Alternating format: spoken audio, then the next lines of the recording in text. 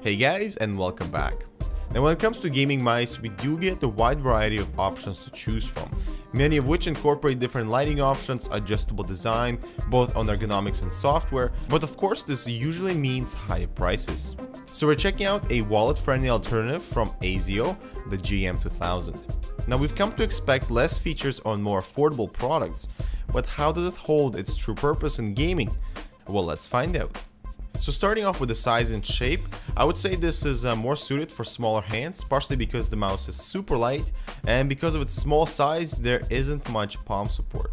For those of you claw type gamers, this will work well and also quite comfortable, but for palm type grip and large hands, it does not feel natural.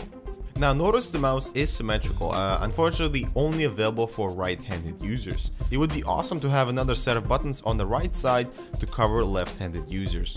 Now the mouse exterior is covered in rubberized surface, although we do get these shiny bits on the top and on the sides. Now they're quite slippery and don't really help with a secure grip.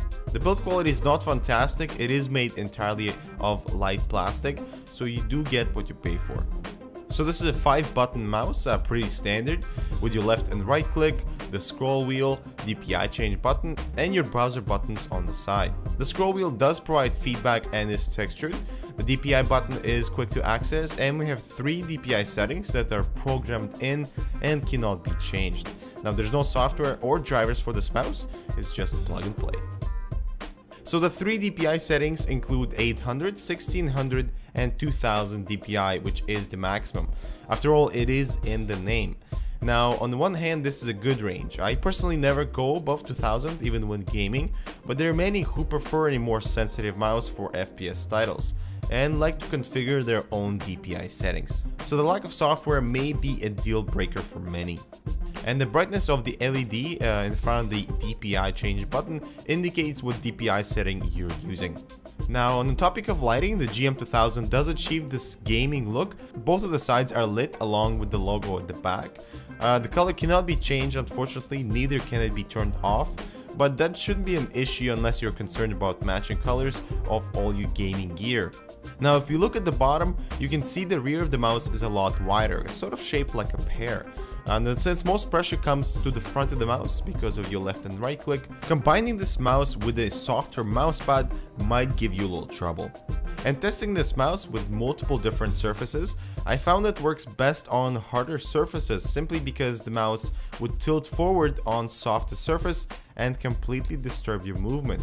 And I think this is a major flaw, and Azio should have just widened the front just a little bit to keep the mouse a bit more stable. Now on the harder surfaces, the mouse does not sink and it works really well. Now another issue I found was with the browser buttons. The back button wasn't always recognized even though it clicked, and applying a bit more pressure seemed to solve the problem. Now when it comes to gaming, the mouse performed pretty well. My only issue is that you can't be very precise with your aim because the mouse is so light, so when it comes to really narrowing down your sights, you might have trouble getting that right hit. Now after doing a bit of gaming, I really wish there would be an even lower DPI setting, as 800 DPI seemed a bit too sensitive due to its lightweight, so compensating with lower DPI setting would be more ideal. So overall, this is a decent budget alternative for a gaming mouse. We do get on-the-fly DPI changed and the settings are configured already. The side buttons are appropriately sized and are in a comfortable to reach spot. And the mouse offers great support for claw type gamers with smaller hands. Now we understand this is a budget product and we're not asking for accessory pouches nor fancy software, but sensor tracking is crucial and I was a little disappointed with it. I really wish there was a lower DPI setting to compensate for its lightweight. For palm type grip, you don't get much real estate to rest your hand, so you might look elsewhere. Now the lack of software may be a deal breaker as you really can't adjust to your optimal settings, and there are a lot of mice at this price range that come with that feature. Also, the sides of the mouse are glossy and do not help with a secure grip. So all in all, the GM2000 gives us the basics when it comes to gaming, and perhaps that is all you need. It does have a specific ergonomic design that might not appeal to palm grippers, but it certainly should be a consideration for claw type gamers on a budget.